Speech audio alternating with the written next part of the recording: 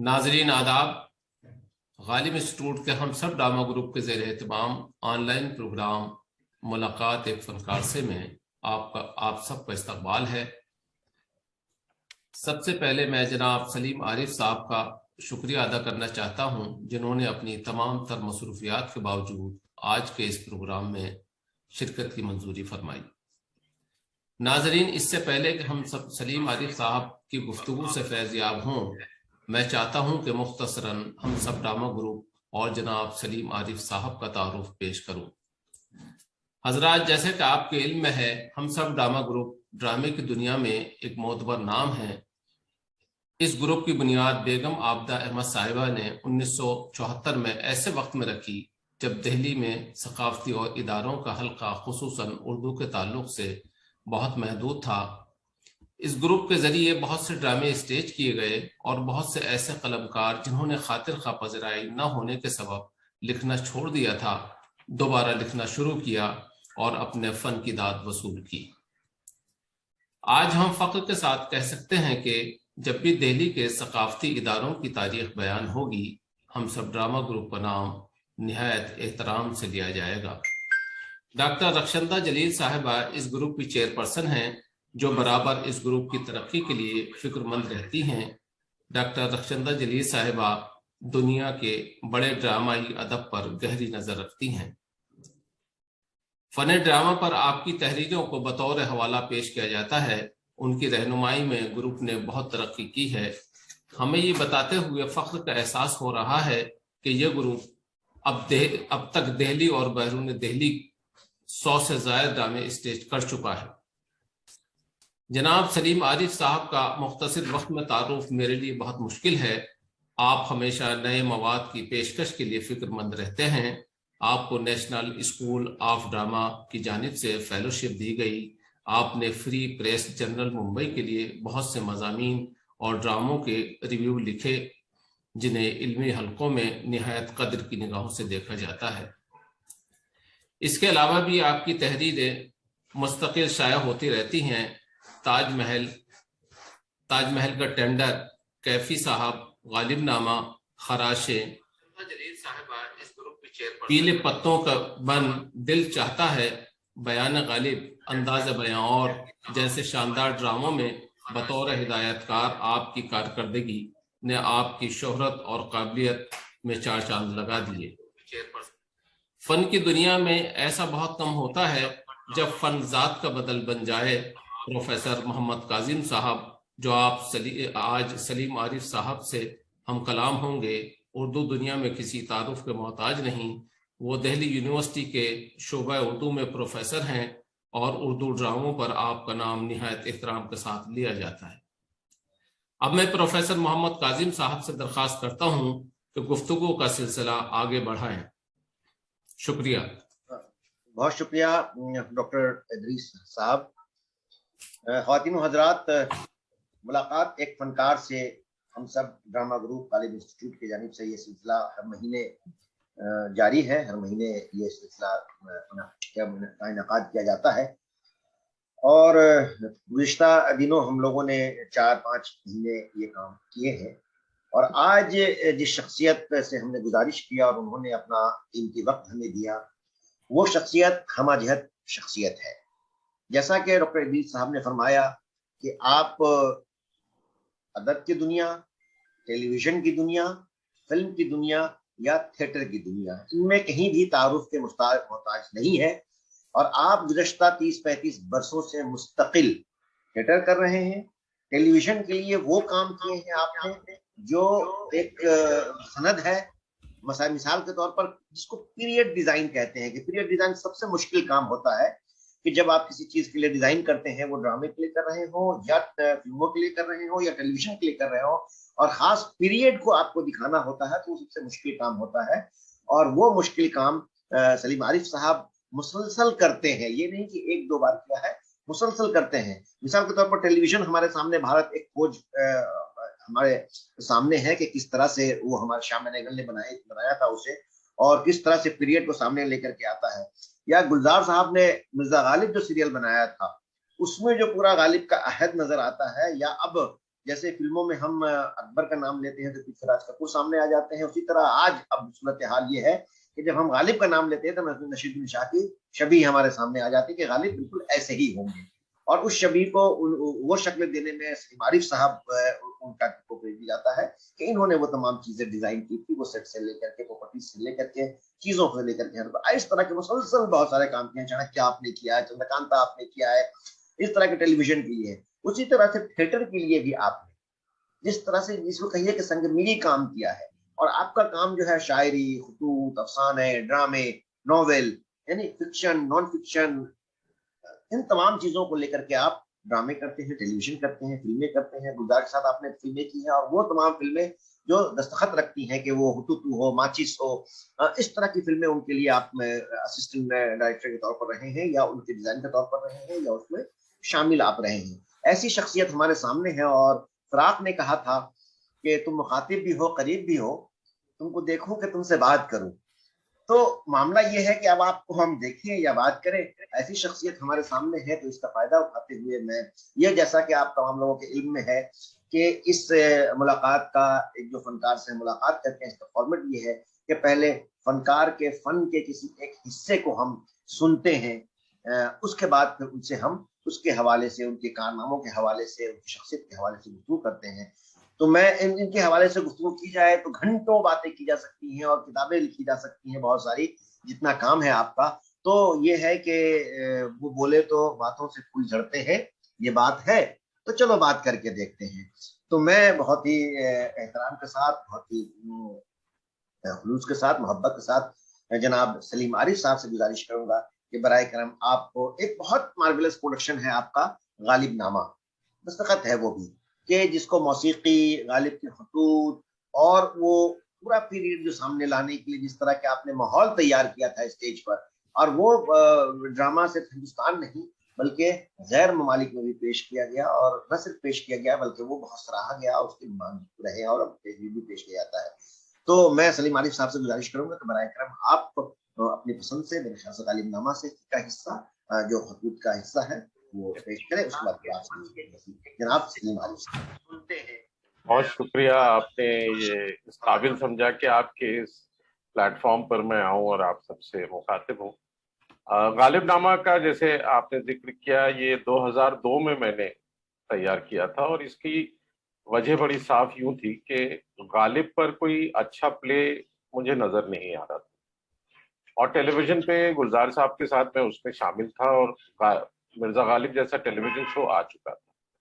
तो मुझे लगा कि नई चीज क्या होगी जिसको मैं गालिब के हवाले से स्टेज पर लाऊं, और उसमें मेरा ध्यान गया गालिब के खतों पर, क्योंकि ये मेरा अपना नहीं, बहुत से लोगों का मानना है कि गालिब के बारे में आप तब तक गालिब को नहीं समझ सकते हैं जब तक आप उनके खतूत न पढ़ें, क्योंकि उनकी जो खत नवीसी है उसमें जो गालिब नजर आते हैं वो उस शायर के पीछे के गालिब हैं, और उनके वो सारे सरोकार और सोच नजर आती।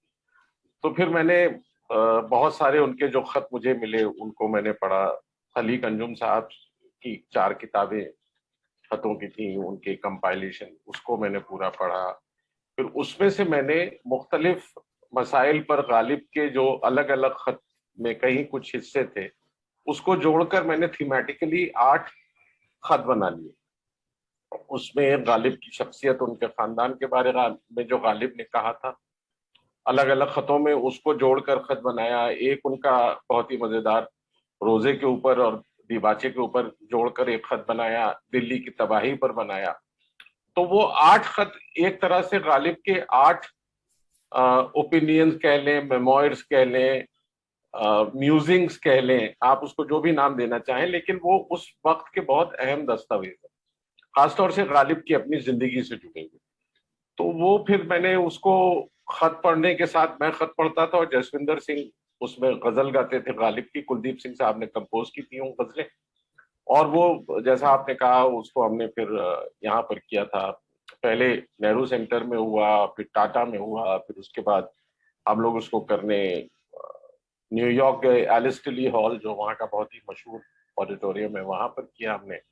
उसके बाद लुधियाना में किया, और जलंधर में किया, फिर उसके मुख्तलिफ लखनऊ बहुत सारे शोज हुए उसमें, मस्कत में भी किया हमने, दुबई में भी किया, जहां जहां उर्दू के और गालिब के शायदाई थे वहां वहां से हमको बुलावे आए और हमने जाकर वो काम किया। तो उसका एक मैं आपको एक खत दो खत पढ़ के सुनाता हूँ, से आपको अंदाजा होगा कि क्या था वो। अब एक खत उनका कुछ यूं शुरू होता था कि वाकई मियां तफ्ता दीवान की नकल कर रहे हैं और लाहौर भेजेंगे, मुझसे खफा है, हुक्म था कि इस दीवान का दीवाचा लिख। मैंने कहा साहब तुम हर साल एक दीवान लिखोगे, इसका दीवाचा कहाँ तक लिखा करूंगा। उसके बाद उन्होंने खत नहीं भेजा। मैं भी उनको खत ना लिखूंगा और देखूं कब तक मुझको याद नहीं करते। दीवाचा लिखना भाई क्या आसान है, कलेजा खुरचना पड़ता है, नस्र की फिक्र नज्म से कम नहीं। रहा दीवाचा तुमको मेरी खबर ही नहीं, मैं अपनी जान से मरता हूँ। गया हो जब अपना ही जेवड़ा निकल, कहाँ की रुबाई कहाँ की गजल। वाह। यकीन है कि वो और आप मेरा उज़्र कबूल करें और मुझको माफ रखें। खुदा ने मुझ पर रोजा नमाज माफ कर दिया है, क्या तुम और तफ्ता एक दिबाचा माफ ना करोगे। रोजा रखता हूं मगर रोजे को बहलाए रहता हूँ। कभी पानी पी लिया, कभी हुक्का पी लिया, कभी कोई टुकड़ा रोटी का खा लिया। यहाँ के लोग अजब फहम और तुरफा रविश रखते हैं। मैं तो रोजा बहलाता रहता हूँ और ये साहब फरमाते हैं कि तू रोजा नहीं रखता। ये नहीं समझते कि रोजा ना रखना और चीज है और रोजा बहलाना और बात। क्या कहूं कि इतना हंसा हूं तुम्हारी इस बात पर कि तू तो कता या रुबाई कहकर अलग हो गया और मुझको 30 रोजे रखने पड़े। गोया अलग अलग मुझ पर और तुम पर रोजे फर्ज न थे, बल्कि एक काम बशराकत मुझको और तुमको सुपुर्द हुआ था, उसमें मैंने तो कुछ ना किया और अपने हिस्से और मेरे हिस्से का काम सिर्फ तुमने किया। मैं आप एहतराम का मारा, दूसरे ये मुसीबत, एक वक्त का खाना खाने वाला, सो अब मौकूफ। ग़िज़ा मुनहसर दही पर है, कहाँ तक दही खाऊं क्या करूं। अगरचे ताब मुझ में रोजा रखने की कहा, मगर बदतर रोजादारों से हूं। रोजादारों को क्या कहूं क्या हाल है। मेरे 4 खिदमत गुजार हैं, चारों रोजादार। आखिर रोज मुझको यूं नजर आता है कि 4 मुर्दे फिर रहे हैं। ये परेशानी और ये बेसरो सामानी, न खस खाना न बर्फार, आराम के असबाब कहाँ से लाऊं, सामान खौर ख्वाब कहाँ से लाऊं। वाह। रोजा मेरा ईमान है गालिब, लेकिन खस खाना हो बर्फाब कहाँ से लाऊं। क्या बात। इफ्तार सोम की जिसे कुछ दस्तगाह हो, उस शख्स को जरूर है रोजा रखा करे। जिस पास रोजा रख के खोल के खाने को कुछ ना हो, जिस पास रोजा खोल के खाने को कुछ ना हो, रोजा अगर न खाए तो नाचार क्या करे। क्या बात। ये रुबाई और ये कथा कल हुजूर में पढ़ा था, बहुत हंसे हुए और खुश हुए। यहाँ तक ये एक उनका एक था और इसके बाद एक गजल आ जाती थी। ऐसे ही ये एक और छोटा सा टुकड़ा आपके लिए पढ़ देता हूँ, थोड़ा सा अंदाजा होगा कि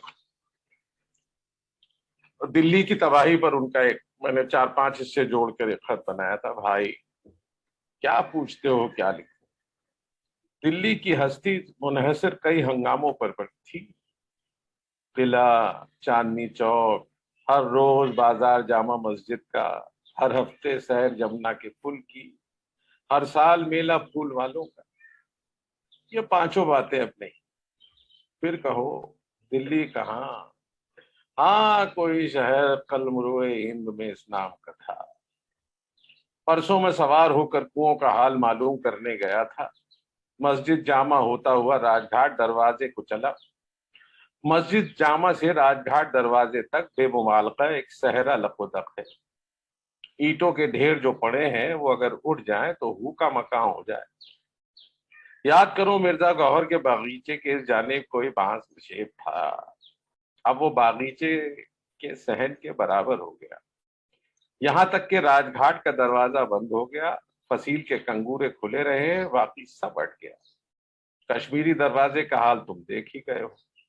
अब आहनी सड़क के वास्ते कलकत्ता दरवाजे से काबली दरवाजे तक मैदान हो गया। पंजाबी कटरा, धोबीवाड़ा, रामजी गंज, सादत खान का कटरा, जरनैल बीबी की हवेली, रामजी दास गोदाम वाले के मकानात, साहेब राम का बाग, हवेली, इनमें से किसी का पता नहीं मिलता। किस्सा मुख्तसर, शहर सहरा हो गया था। अब जो कुएं जाते रहे और पानी गौहरे नायाब हो गया, तो ये सहरा सहराए करबला हो जाएगा। अल्लाह अल्लाह, दिल्ली न रही और दिल्ली वाले अब तक यहाँ की जबान को अच्छा कहे जाते हैं।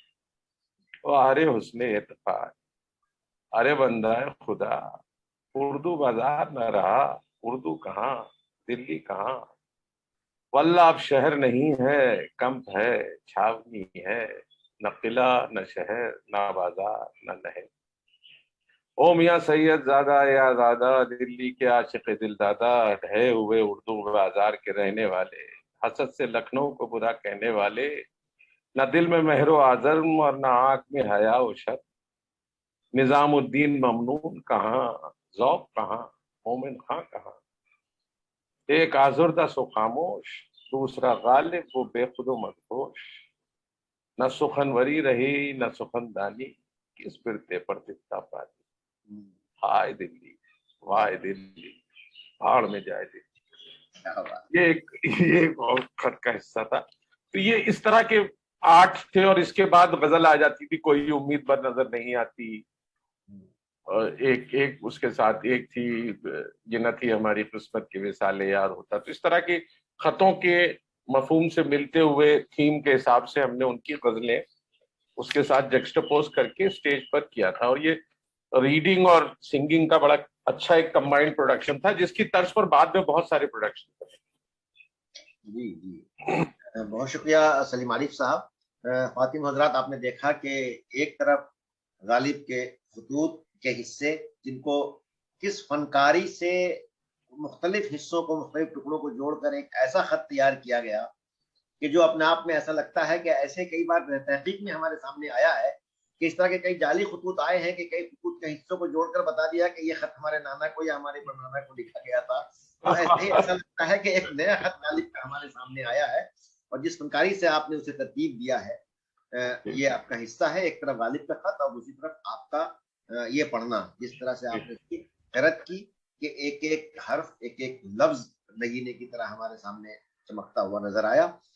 तो आपने सलीम आरिफ साहब को अभी सुना गालिब के खतूत के हवाले से, और जैसा कि मैंने जिक्र किया था कि गालिब के खतूत को लेकर प्रोडक्शन तैयार किया था आपने, इसी तरह से खत खराशें गालिब गुलजार को की नज़्मों को और चीजों को लेकर भी तैयार था। लेकिन इससे पहले कि हम उन चीजों पर बात करें, कि सलीम आरिफ साहब आपसे हम आपके हवाले से ये जानना चाहते हैं कि एक आपने थिएटर की जैसे तरबियत की इब्तिदा तो भारतीय नाट्य अकेडमी लखनऊ और फिर नेशनल ड्रामा, फिर FTI ये की, तो थिएटर में आने का या थिएटर करने का ख्याल या शौक कैसे पैदा हुआ आपके अंदर? मैं उन दिनों लखनऊ यूनिवर्सिटी में जब नया नया गया ही था, मतलब इंटरमीडिएट पास आउट करके, तो उस वक्त वहां पर बहुत सारी थिएटर एक्टिविटी चल रही थी उस शहर, और लखनऊ बहुत बड़ा हिंदी थिएटर का सेंटर बन चुका था उस वक्त। और हम लोग बतौर स्टूडेंट्स प्लेस देखने जाते थे। बंसी कौल साहब के नाटक आला अफसर उस वक्त हुआ था, कारण जी वहां आके गए थे, रंजित कपूर साहब लखनऊ से ही शुरू करके दिल्ली पहुंचे थे। तो इन सब के काम को देखा तो मुझे लगा कि जो जिन चीजों की तरफ मेरा रुझान है, जो मुझे अच्छी लगती है, जिसमें अदब है, जिसमें पेंटिंग है, जिसमें शायरी है, जिसमें लिटरेचर के बहुत से हिस्से हैं, जिसमें और बहुत से फन आ जाते हैं, तो मुझे लगा कि ये फॉर्म जो है मुझे बहुत इंटरेस्टिंग लगा क्रिएटिवली एक्सप्लोर करने के लिए। और मुझे लगा कि मुझे इसमें करना चाहिए। और and as luck would have it, एक वहाँ ग्रुप होता था मेघदूत, उन्होंने मुझसे कहा कि आप, मैं पेंटिंग में ज्यादा मेरा उस वक्त रुझान था, क्रिकेट और पेंटिंग में ज्यादा वक्त था, तो मेरी पेंटिंग देखकर मुझे कहा कि आप हमारे लिए पोस्टर डिजाइन कर दीजिए। तो मैंने नाटकों के पोस्टर डिजाइन किए थे, किंग इडिपस प्ले, शहनशाह इडिपस के नाम से, सुरमन कुलश्रेष्ठ साहब कर रहे थे मेघदूत में, तो उनके लिए मैंने पोस्टर डिजाइन किए। तो उस सहारे मेरा एक तरह से इंट्रोडक्शन हुआ वहाँ के थिएटर सर्किल्स में। और उसके बाद कृष्ण नारायण कक्कड़ साहब वहाँ एक बड़े उस्ताद थे, पढ़ाते थे, अंग्रेजी और आर्ट्स में बहुत गहरी रुझान रखने वाले शख्स थे। तो कक्कड़ साहब ने मुझे पकड़ के एक दिन स्टेज पर खड़ा कर दिया कि ये रोल अमरकांत की कहानी है, हत्यारे, उसमें दो नौजवान लड़के हैं, एक आपको करना और एक जो इडिपस का रोल करते थे एमपी दास, उनको करना। और मैं कभी तसव्वुर में नहीं था कि मैं स्टेज पर खड़ा हूंगा, लेकिन उन्होंने मुझे ऑलमोस्ट बांध कर स्टेज पर खड़ा कर दिया। और वो एक 25 मिनट का परफॉर्मेंस था जिसकी कुछ 3 महीने रिहर्सल की थी मैंने। और मैं बहुत ही, मेरी अपब्रिंगिंग बहुत दूसरी तरह की थी। मैं बहुत इंट्रोवर्ट भी था, बहुत शर्म आती थी मुझे, और एक्टिंग मेरे दूर दूर ख्याल में भी नहीं थी। मैं बैक स्टेज का आदमी अपने आप को समझता था और अब भी समझता हूँ। तो वो मौका हुआ, थिएटर में और शामिल हुआ, फिर और लोगों का काम देखा। तो जब तक मैं ग्रेजुएशन खत्म कर रहा था तब तक ये तय हो चुका था कि अब मैं आर्ट्स में ही फुल टाइम अपना करियर ऑप्शन बनाऊंगा। और मुझे वो बहुत अट्रैक्टिव और इंटरेस्टिंग लग रहा था, क्योंकि मुझे कहानियां कहने का ये जो अंदाज है थिएटर का, वो बहुत पसंद आया। और मेरा सिलेक्शन हो गया वीएनए में। उस वक्त राज बिसारिया साहब, हमारे एक और बहुत अच्छे मेंटोर, राज साहब ने मुझे अंग्रेजी भी पढ़ाई और थिएटर भी सिखाया, और उनके ग्रुप के लिए भी मैंने म्यूजिक किया और पोस्टर्स बनाए, ड्राइंग्स की, सेट्स में मदद की।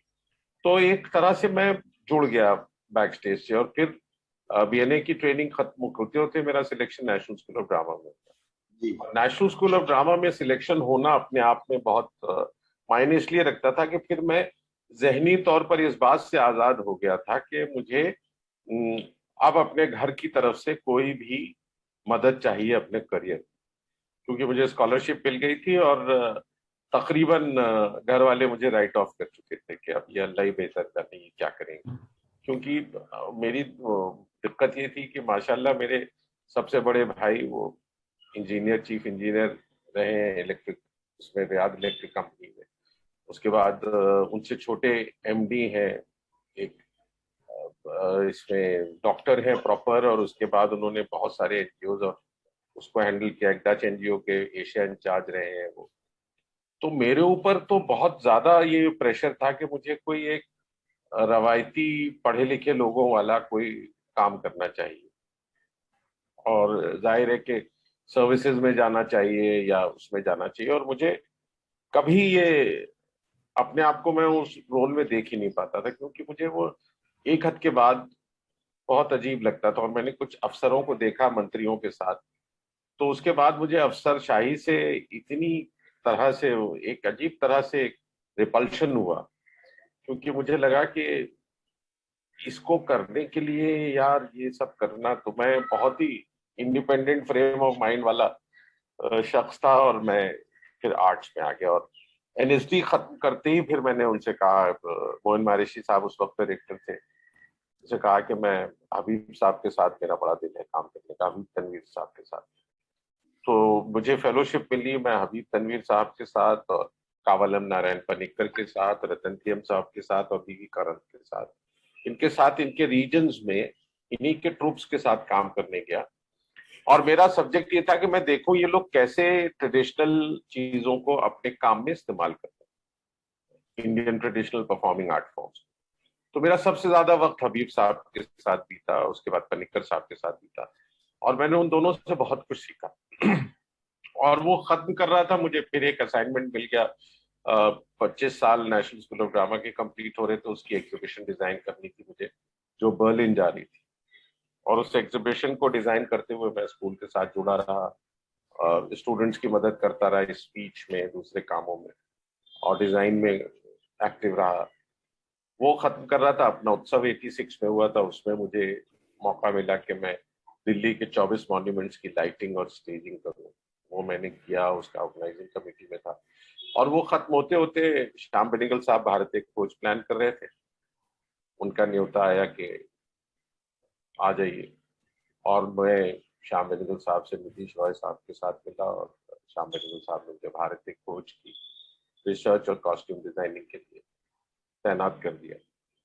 मेरे लिए वो एक बहुत बड़ा मौका था, और मैंने सोचा ये मेरी ट्रेनिंग का ही हिस्सा है। मैं पास आउट हुए मुझे बहुत दिन नहीं हुए थे, तो मुझे लगा आज मेरी जिंदगी में श्याम बेनेगल साहब के कैलिबर का फिल्म मेकर एक बार ही ये काम कर पाएगा। तो मेरी जिंदगी में ये दोबारा होगा नहीं, और ये मौका आ रहा है तो मुझे इसमें शामिल होना चाहिए। मैंने भारत एक खोज किया, और भारत एक खोज शुरू होने से पहले गुलजार साहब का बुलावा आ गया कि मैं गालिब कर रहा हूँ, आप गालिब डिजाइन कर दीजिए।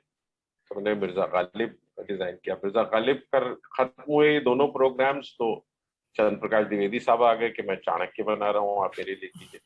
तो चाणक्य किया मैंने। उसके बाद चाणक्य में मैं सेकंड यूनिट डायरेक्टर भी था। मैंने बहुत सारे एक्शन सीन्स शूट किए, बहुत सारा दूसरा काम भी किया, एक रोल भी किया था उसमें, चंद्र प्रकाश साहब की जिद थी।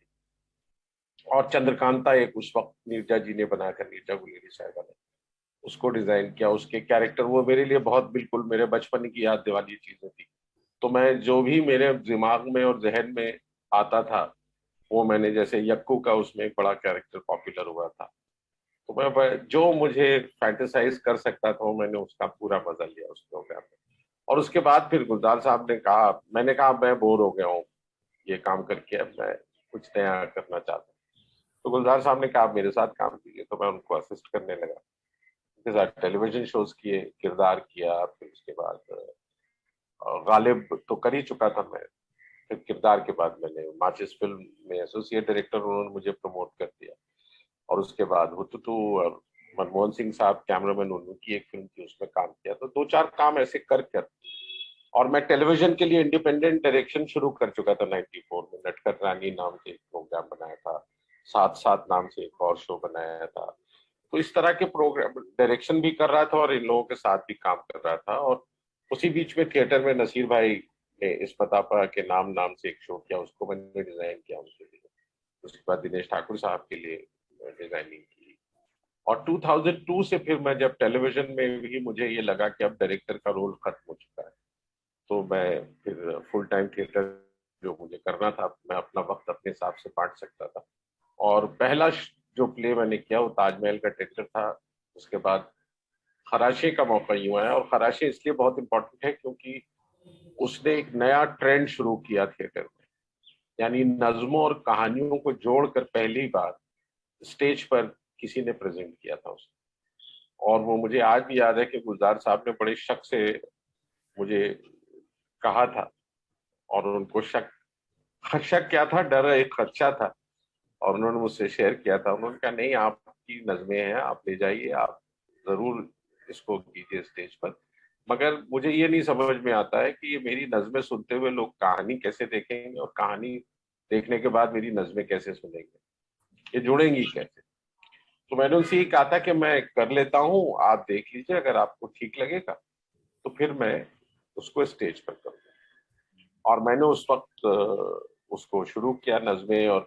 और गुजरात के राइट्स होकर खत्म हुए थे, और मेरे जहन में वो बड़ी बेचैनी ये थी कि 3-4 राइट्स मैंने देखे थे अपनी जिंदगी में, जिसमें 93 का मुंबई राइट भी था, 84 का दिल्ली राइट भी देखा है मैंने।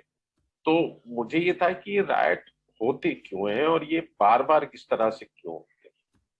और उसकी एक तरह से तफ्तीश की कोशिश थी वो ड्रामा खराशे।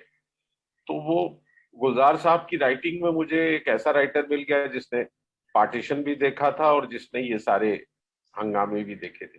तो मैंने उससे जुड़ी हुई नज़में और 4 कहानियों को जोड़कर एक शो खराशे के नाम से किया, जिसमें मेरी बहुत बड़ी खुशकिस्मती मैं कहता हूँ कि गुलजार साहब की राइटिंग थी, और उसके साथ जो एक्टर मेरे साथ जुड़े थे, जिसमें अतुल कुलकर्णी थे, यशपाल शर्मा थे, उसमें गणेश यादव, किशोर कदम, लुबना, अनूप सोनी, सचिन केड़ेकर कर नहीं पाए, वैशाली ठक्कर, ये 6-7 बड़े बाकमाल मुंबई के अलग अलग जबानों से जुड़े हुए थिएटर के लोग थे। मराठी भी कर रहे थे, गुजराती भी कर रहे थे, अंग्रेजी भी कर रहे थे, और मेरे साथ ये सब जोड़कर इस शो में आए थे। और उस शो का असर ये हुआ कि भारतीय विद्या भवन ने उसको करने के लिए हमें न्यूयॉर्क तक बुलाया था। जस्ट 2 शो करने गए थे हम, एक खराशे और उसके साथ गालिबनामा, और ये दोनों शो हमने 2004 में वहां किए, मस्कत में किए और दूसरे। तो वो उसके बाद फिर जो थिएटर का सिलसिला शुरू हुआ, उसके बाद तुम्हारी अमृता का सीक्वल जावेद सिद्दीकी साहब ने लिखा, आपकी सोनिया के नाम से। जिसको सोनाली बेंद्रे और फारूक शेख साहब करते थे, उसी का वो मैंने किया था डायरेक्ट। और उसके बाद फिर कच्चे लम्हे गुलजार साहब की कहानी पर जावेद सिद्दीकी साहब ने स्क्रिप्ट लिखा, वो किया। फिर उसके बाद गुलजार साहब ने हमारे लिए 2 नए प्ले लिखे, जिसमें एक टैगोर की कहानी पर था, एक और वो किए। तो इस तरह वो एक सिलसिला चलता चल रहा आया। और कुछ 20-22 साल में हमने, आप समझ लीजिए, कुछ 25 के करीब प्रोडक्शंस किए हैं अपने प्लेटफॉर्म पे। और बाहर स्कूल कॉलेजेस तो मैं गिन नहीं रहा हूँ। इस साल भी, मतलब पैंडेमिक के बावजूद, मैं पिछले 6 महीने में 3 प्रोडक्शंस कर चुका हूँ। एक लखनऊ में स्कंदगुप्त किया था, उसके बाद बैंगलोर में रात नाम का एक प्ले किया, और अभी आप जिसमें शामिल थे नेशनल स्कूल ड्रामा में 12th नाइट का एडेप्टेशन जो मैंने ही स्क्रिप्ट किया था दिले नादा नाम से, वो किया। तो कुछ ना कुछ एक्साइटिंग नया मिलता है। तो थिएटर में ये बहुत अच्छी बात है कि बहुत ज्यादा फार्मूलेबाजी नहीं होती है जी। आप ओटीटी करेंगे तो आपको 25 लोग बताने वाले होते हैं आपको क्या करना है। दूसरी जगह यहाँ कम से कम वो चीजें मेरे कंट्रोल में रहती हैं कि मैं उसको अपनी तरह से, जैसा मैं सोचता हूँ, लोगों के सामने लाऊं। तो मुझे थिएटर इसलिए बहुत अजीज है। टेलीविजन भी किया है, फिल्म भी की है, लेकिन अगर मैं कहीं सबसे ज्यादा खुश होता हूँ तो वो थिएटर। बिल्कुल, ये आपके काम से भी, और जो भी काम आपने किया थिएटर के लिए, फिल्मों के लिए और टेलीविजन के लिए, सब काम ऐसे हैं जो अहमियत के हामिल हैं और वो उसको याद रखे जाने वाले हैं। लेकिन आपके थिएटर को देखते हुए तो ऐसा लगता है कि इससे ज्यादा, एक तो पहली मोहब्बत है और दूसरे की ज्यादा मोहब्बत है। इससे ऐसा लगता है आपके थिएटर को देखते हुए। और आपने थिएटर में जो भी काम किए हैं, जो आपके देखे हैं, एक ट्रेडिशनल काम आपने जो स्कूल के लिए, कॉलेजेस के लिए या स्कूल नेशनल ड्रामा के लिए जो कोर्स का हिस्सा है, वो खास तरह के थिएटर भी आपने किए जो ट्रेडिशनल थिएटर है। साथ साथ आपके थिएटर को हम देखते हैं तो वहाँ तजर्बे बहुत मिलते हैं। और वो तजर्बे, वो खराशा तजर्बा, वो गालिबनामा तजर्बा है, या वो उस तरह की, जैसे मंटो के अफसाने को, अभी उनके मज़ाही अफसाने को लेकर आपने जो ड्रामा तैयार किया था, तो इस तरह के ड्रामों को हम देखते हैं तो वो तजर्बा, और खासकर उर्दू, यानी एक ये है कि हो सकता है कि ये पृथ्वीराज कपूर के बारे में ये कहा जाता था कि वो फिल्मों से कमाते थे और थिएटर में गंवाते थे, या फिर ये कहते हैं कि दूसरे बहुत से अदाकार हैं कि जो फिल्मों में एक्टिंग करते हैं लेकिन फ्रेश होने के लिए थिएटर करने के लिए आते हैं, जो थिएटर से वाबस्ता रहे हैं। थिएटर फ्रेशनेस चीजें देती है, ताजगी देती है, और आपके कामों में वो ताजगी नजर आती है। तो ये आपको जो आम थिएटर है, रविश जो वाला जो थिएटर है, रविश से हटकर जो आप थिएटर करते हैं, जो आपकी खास अपनी फिक्र है, अपनी पहचान है, अपनी शनाख्त भी है आपकी, तो इसमें नाजरीन की सतह पर क्या दुश्वारियां आपको पेश आती हैं, और अदाकार की सतह पर, अदाकार को आप थिएटर के लिए बुला रहे हैं, उनसे खुद पढ़वा रहे हैं, अदाकार को आप थिएटर के लिए बुला रहे हैं, उनसे आप नज़में पढ़वा रहे हैं, तो उन अदाकार के क्या, उर्दू खालिस लिटरेचर है ये, तो उन अदाकार के और नाजरीन की क्या रिएक्शंस हैं कि इस थिएटर को करते हुए उनका क्या तजुर्बा होता है? देखिए, मैं इस मामले में बड़ा खुशकिस्मत रहा हूँ कि मैं कभी, ऑडियंस ने हमेशा मेरे तजुर्बों को अपनी तरह से सराहा है, बल्कि उनको बुरा लगेगा अगर मैं एक रवायती नाटक उनके सामने करूं। यानी इस हद तक के मुझे याद है, शशि कपूर साहब मेरे प्लेस जब हयात थे, मेरे प्लेस देखते थे। एक प्ले जो मैंने बहुत पहले किया था, उसको देखने आए, मैं नाम नहीं लूंगा क्योंकि उसकी टीम वाले बुरा मानेंगे। तो इंटरवल में मैं वो बाहर निकले और उन्होंने मुझे देखा और उन्होंने सीधा मुझे कहा, ये तो क्या किया है? What is this bullshit you have done? You have done such good plays. I love your plays. What is this? तो मैंने कहा, सर ये दूसरा ग्रुप है, अब मेरे कंट्रोल में रहा नहीं है, 7-8 साल से ज्यादा से चल रहा है और इसको ये लोग अपनी तरह से अब करते हैं। I can't really control that show.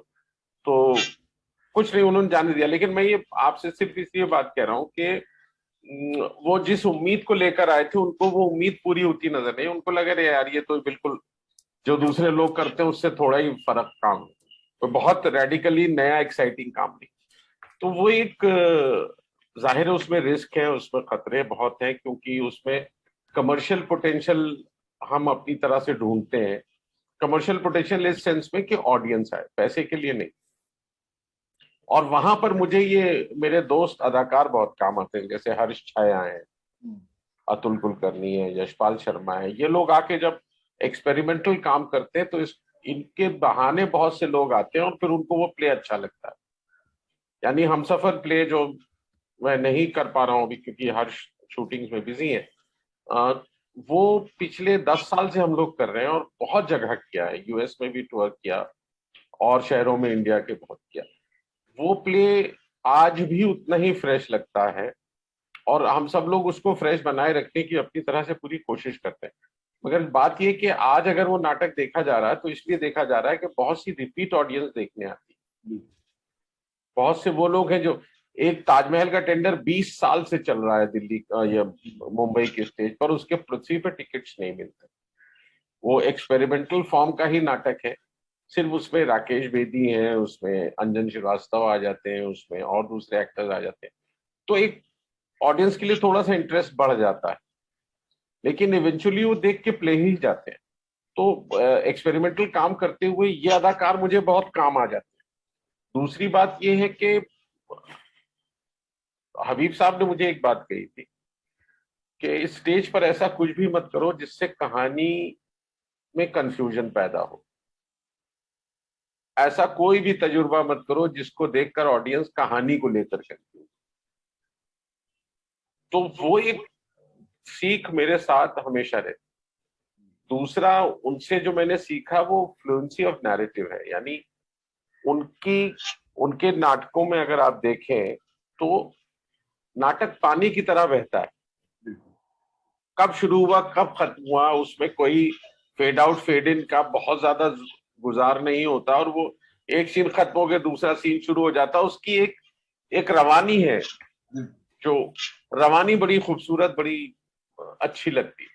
तो उनसे वो कहानी कहने की रवानी मैंने सीखी मंच पर, और वो उनको इमिटेट करने के लिए मैं नहीं गया था उनके यहाँ करना। ऐसा नहीं किया कि मैं गाने और फोक परफॉर्मेंस लेकर नाटक शुरू करूं। वो करना है मुझे, लेकिन तब करूंगा जब मुझे अपने कंटेंट नजर आने शुरू होंगे उस फॉर्म में। तो वो एक अलग बात है। लेकिन जो आपने बात कही उसमें चैलेंजेस है, एक्टर्स को कन्विंस करना पड़ता है। दिल्ली में ही मेरे 3 फेस्टिवल्स हो चुके हैं, कमानी में 2 हुए मेरे सारे नाटक दिल्ली में, फिर सीरी फोर्ट में पांसा और लकीरें जैसा प्ले वहां हो चुका है। तो ये सिलसिला चलता रहता है। 6-8 नाटक दिल्ली में हो चुके हैं, जितने मैंने प्ले किए तकरीबन सब दिल्ली में हो चुके हैं, हैबिटेट में नहीं तो कमानी में नहीं तो सीरी फोर्ट। हाँ, वो देखने का मौका भी मिला है मुझे। एक चीज और आपके यहाँ जो हमें बहुत जिसको एक सिग्निफिकेंट नजर आती है, जो आपने अभी बात की कि इमिटेशन नहीं है, लेकिन आपने 3 ऐसे डायरेक्टर्स के साथ काम किया या उनके लिए ऑब्जर्वेशंस आपका रहा, प्रोजेक्ट पर काम आपने किया, जो 3 अलग अलग तरह से काम करते हैं। रतन थियम साहब बॉडी लैंग्वेज का थिएटर करते हैं और परफेक्शनिस्ट हैं, बिल्कुल चीजें चाहिए बिल्कुल।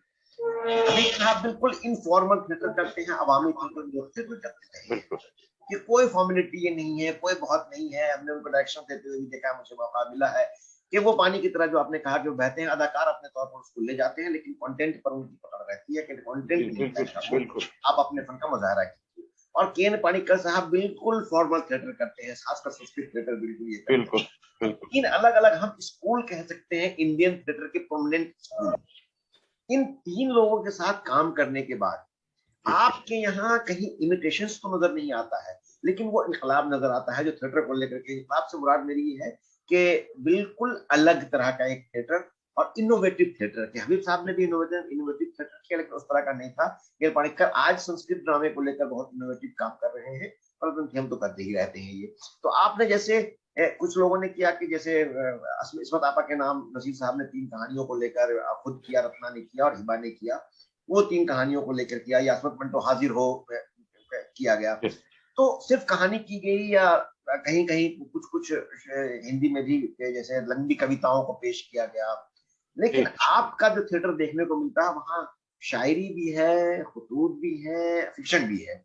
इन तीनों को मिला करके जो आप थिएटर बनाते हैं, और वो थिएटर खालिस थिएटर होता है, उसमें शायरी भी है कि आप, तो यहाँ जो आप स्क्रिप्टिंग क्योंकि खुद ही करते हैं, तो इस काम को करने में कितनी मुश्किलात आपको पेश आती हैं और किस तरह से आप उसके लिए अपना पूरा ताना बाना तैयार करते हैं। बहुत मुश्किल काम है, मैं भी कभी कभी सोचता हूँ बहुत मुश्किल लगता है। देखिए, दो बातें हैं इसमें। एक तो ये कि आप कोई भी चीज पढ़ते हैं, नज्म हो, गजल हो, कहानी हो, उसको पढ़ने के बाद आप एक तजुर्बे से गुजरते हैं। बिल्कुल। अगर अच्छी नज्म है या अच्छी कहानी है या अच्छी गजल है तो वो अपने आप में आपको एक तजुर्बा देती है, एक एहसास देती है। और उस तजुर्बे और एहसास को कितने इफेक्टिवली स्टेज के थ्रू आप ऑडियंस तक शेयर करें या पहुंचाएं, मेरी कोशिश वो रहती है। और मैं बतौर डायरेक्टर अपने आप को एक पुल से ज्यादा नहीं समझता हूं। यानी एक तरफ कंटेंट है, एक तरफ ऑडियंस है, उसके बीच का पुल हो मैं, वो डायरेक्टर, वो आप कह सकते हैं वो ब्रिज है, वो एक पुल का काम कर रहा है जो दोनों पार्टों को एक तरह से जोड़ रहा है, या दो उसके इनको उधर ले जा रहा है और उनको इधर ले आ रहा है। तो ये जो सिलसिला है, अब इसमें जाहिर है कि आप भी मंटो की कहानी पढ़ेंगे, मैं भी पढ़ूंगा। अब मंटो की कहानी से आप जो तजुर्बा लेंगे, मेरा तजुर्बा उससे फर्क होगा, जाहिर है, क्योंकि हम दोनों अलग अलग इंसान हैं, हमारी अपनी सोच, हमारे अपना माइंडसेट अलग है। तो अब उसमें मसला ये होता है कि आप कौन सी चीज चुन रहे हैं, किस पर आपको स्ट्रेस करना है और किस बात को आपको करने करना। मिसाल के तौर पर खराशे में एक चीज बड़े अपने आप सिलेक्शन में उभर कर आई कि हम ऐसे लोगों की बातें कर रहे हैं जो उन हालात के लिए जिम्मेदार नहीं है जिसमें वो मुश्किल में फंसे, चाहे वो कहानियां हो चाहे वो नज्में हो। तो मैंने वो नज्म और कहानियां तकरीबन वैसी ही चुनी, और ये कोई सोची हुई सोच नहीं थी। ऐसा नहीं था कि मैंने ये तय किया था कि मैं ऐसे लोगों की कहानी बताऊंगा, दंगों में फंसे हुए ऐसे लोगों की कहानी बताऊंगा जो इस मुश्किल से गुजर रहे हैं, और कारिस्तानी दूसरों की। ऐसा मैंने सोचा नहीं था। लेकिन जब वो सिलेक्शन करके मैंने पूरा शो एक बार साथ में देखा, तो मुझे ये समझ में आया कि जो मैं बात कह रहा हूँ गुलजार साहब की नज्मों और कहानियों के साथ, वो बात ये कह रहा हूं कि आप उन लोगों की सोचिए और उन लोगों के बारे में सोचिए जो लोग उन हालातों का शिकार होते हैं जिसके लिए वो जिम्मेदार खुद नहीं। मिसाल के तौर पर गुलजार साहब की एक बड़ी खूबसूरत नज्म है, दंगे में एक बच्चे के मारे जाने के हवाले से।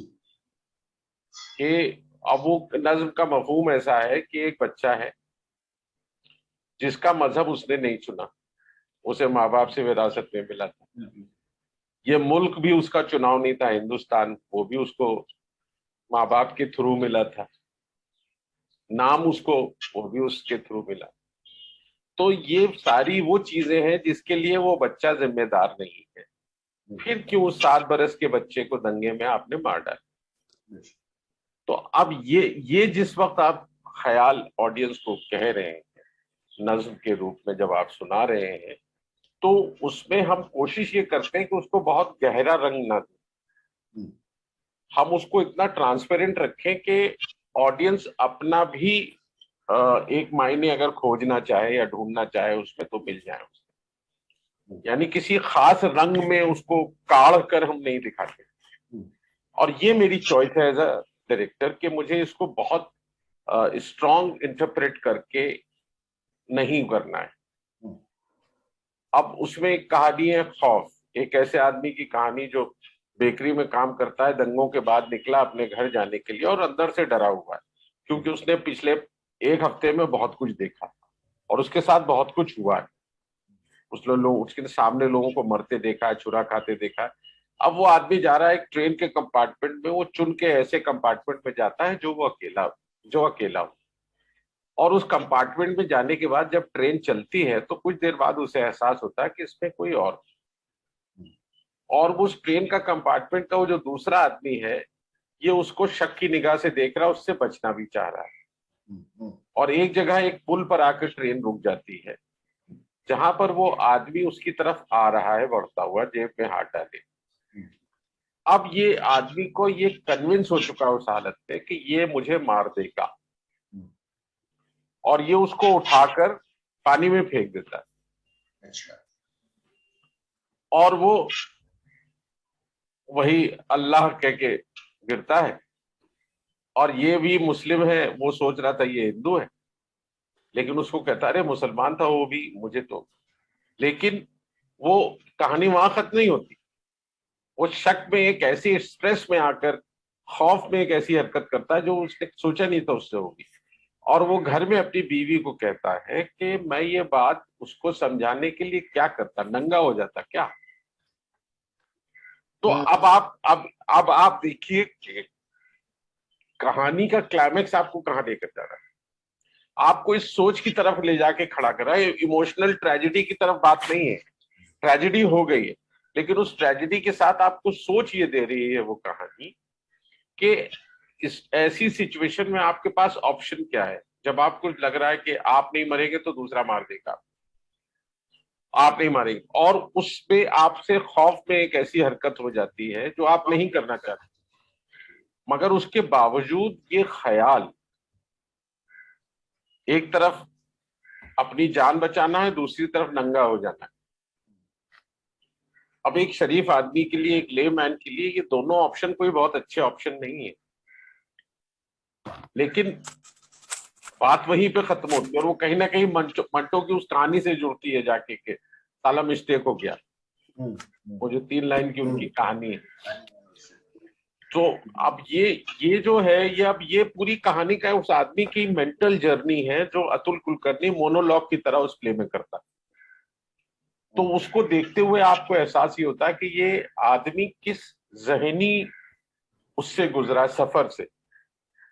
एक तरफ ट्रेन का सफर है और एक उसका जहनी सफर है। तो अब ये दोनों सफर वो एक्टर बड़े कॉम्पिटेंटली बयान करता है, और वो कहने को कहानी ही आपको सुना रहे, लेकिन उसमें एक्टर का रोल ये कि कहानी सुनाते हुए भी आपको किरदार की सारी मुश्किलात नजर आए। तो मेरा काम अतुल जैसे लोग आसान जरूर करते हैं, और उनके साथ मेरा डिस्कशन ही भी यही होता कि ये इसको इतना ही करो, इसको इतना ही करो, don't worry, it is fine. यानी एक कुर्सी पर बैठकर तुम कितनी देर कहानी कह सकते हो, कह के दो। तो इस तरह के मरहले आते हैं जो बड़े क्रिएटिव होते हैं, बड़े चॉइस डिसाइड करने वाले होते हैं। कि इस लाइक जैसे आप प्ले लिखें या नज्म लिखें तो कौन सा लफ्ज कहाँ बिठाना चाहिए, और उस लफ्ज से ही वो बात पैदा होगी, दूसरे लफ्ज से नहीं होगी, क्योंकि आपने जो सोचा था वो उस लफ्ज से बयान नहीं हो रहा है, भले लफ्ज खूबसूरत हो, है ना। बिल्कुल। अब गुलजार साहब की मिसाल दूं अगर, तो नाम गुम जाएगा। अब गुम जाएगा की जगह नाम गायब हो जाएगा, नाम मिट जाएगा, नाम भूला जाएगा। लेकिन गुम जाएगा में जो आपको फील आती है, बिल्कुल, वो इन बाकी दूसरे अल्फाज से शायद ना आए। तो मैं ये कह रहा हूं, ये जो चॉइस है, ऐसी ही हमारे पास विजुअल चॉइसेस होती हैं जिसको हम, अब मैंने इस खराशे के सेट के लिए पेंटिंग्स बनवाई सररियलिस्ट। मेरे जहन में शुरू से था कि मैं बड़ी बड़ी 10 फीट बाय 5 फीट की पेंटिंग्स बनवाना चाहता हूँ। और वो टीना पोपैया जी का मेरे पास फोन आया, उनको खबर लगी मैं प्ले कर रहा हूँ, उन्होंने कहा can I do something for you. तो मैंने उनको कैनवस और पेंट ले जाके दिया, उन्होंने मेरे लिए ब्लैक एंड व्हाइट बड़ी खूबसूरत पेंटिंग्स बनाई। तो उस खराशे के सेट का बहुत अहम हिस्सा है। और वो एक और फनकार का फन उसमें जुड़ गया। गुलजार साहब थे और टीना पोपैया साहिबा आ गई, और ये सारे एक्टर्स आ गए। तो कुल मिलाकर ये तजुर्बे बड़े इंटरेस्टिंग यूं होते हैं, क्योंकि आप हर बार कुछ नया करने की सोच रहे हैं। और अल्लाह का शुक्र है कि मुझे वो हर बार वो नए सोचने के बाद जब मैंने उसको देखा तो ये नहीं लगा कि कुछ गलत हो गया। उसने क्रिएटिवली इनहेंस किया। मतलब painting as backdrop of set कम लोग सोचते होंगे, मैंने नहीं देखा था उससे पहले कि पेंटिंग को सेट पर इस स्केल पर इस्तेमाल किया जाए एज अ बैकड्रॉप। तो मैंने किया सेट पर। तो वो एक हमारा पेंटर की सोच कह ले, आर्टिस्ट की सोच कह लें, आप जो भी उसको नाम देना चाहें। लेकिन मेरे जहन में वो पोएम्स उन पेंटिंग के साथ बहुत खूबसूरती से ऑफसेट हो रही है। नहीं, ये है, ये चीजें आपके थिएटर को देखने से होता है। बार बार मैं ये कह रहा हूँ कि न सिर्फ नया बल्कि म्यारी काम देखने को मिलता है। हर एक नया काम बहुत म्यारी हो ये जरूरी नहीं है। लेकिन आपके थिएटर के साथ जो हमें देखने को मिलता है आपके काम के साथ, के एक तो नया भी है, एक्सपेरिमेंटल भी है और बहुत म्यारी है। और उस म्यार के साथ मैंने अक्सर महसूस किया है कि वो अदब का एक बहुत अहम हिस्सा है। अदब का इसलिए हिस्सा है कि आमतौर पर थिएटर को अदब का बहुत ही अच्छा हिस्सा नहीं माना गया है शुरू से लेकर अब तक। यही वजह है कि हमारे यहाँ जो तनकीद की भी सूरत हाल है या थिएटर की भी जो सूरत हाल है, एक बड़ी हिंदी में कहिए कि विडंबना है हमारे साथ, बहुत परेशानी ये है कि हमें अदाकार उर्दू रस्म खत जानने वाले नहीं मिलते हैं। हिदायतकार आप जैसे दो चार बहुत अच्छे हैं, स्क्रिप्ट बहुत अच्छी मिल जाती है, लेकिन उसको फिर हिदायतकार उसकी समझ वाले नहीं मिलते हैं, तो बहुत अच्छे से पेशकश नहीं इसकी हो पाती है। लेकिन उर्दू थिएटर जैसे आप कर रहे हैं, उर्दू में ड्रामे हो रहे हैं और बहुत अदबी ड्रामे हो रहे हैं। अदब जैसे उनके जावेद साहब के जो ड्रामे, जितने ड्रामे हैं जो नादरा ने किए हैं और दूसरे लोगों ने किए हैं, आपने किए हैं, गुलजार साहब ने लिखा या हबीब साहब ने जो लिखे थे, या खुद सुरेंद्र वर्मा के जो ड्रामे हैं, लेकिन आपने कुछ एडेप्टेशन जो किए हैं वो भी कमाल का एडेप्टेशन है कि जिसमें अदब कूट कूट का भरा हुआ मुझे तो नजर आता है। कूट कूट का भरा हुआ इसलिए मैं ये कह रहा हूँ कि उसमें शायरी का बड़ा हिस्सा इस्तेमाल होता है और जो मकालमे इस्तेमाल होते हैं वो भी एक तरह की शायरी है। और अब तो शायरी के कई सारे फॉर्म्स हैं, जो मुहर्रा है, आजाद है, नसरी है और बहुत सारे हमारे पास नज़में हैं। तो उसको पढ़ते हुए हमें वही महसूस होता है जो शायरी पढ़ते हैं महसूस होता है, उसके मुकालमे को भी हम पढ़ते हैं तो या हम सुनते हैं तो। जैसे अभी दिल नादा का जिक्र हुआ कि 12th नाइट का तर्जुमा तो एडेप्ट किया आपने, और बिल्कुल हिंदुस्तानी फॉर्म में ही नहीं बल्कि बिल्कुल लखनवी अंदाज में, पूरा लखनऊ वहां बसा हुआ था। और जो उसके ऑडियंस के जो रिएक्शंस मिले वो आपके सामने भी थे, हम लोगों के सामने भी थे कि बहुत दिनों के बाद ऐसी उर्दू सुनने को मिली। ये रीता गंगुली साहबा का स्टेटमेंट था, सोमन नारायण जी का स्टेटमेंट था और दूसरे लोग जो उनका स्टेटमेंट था।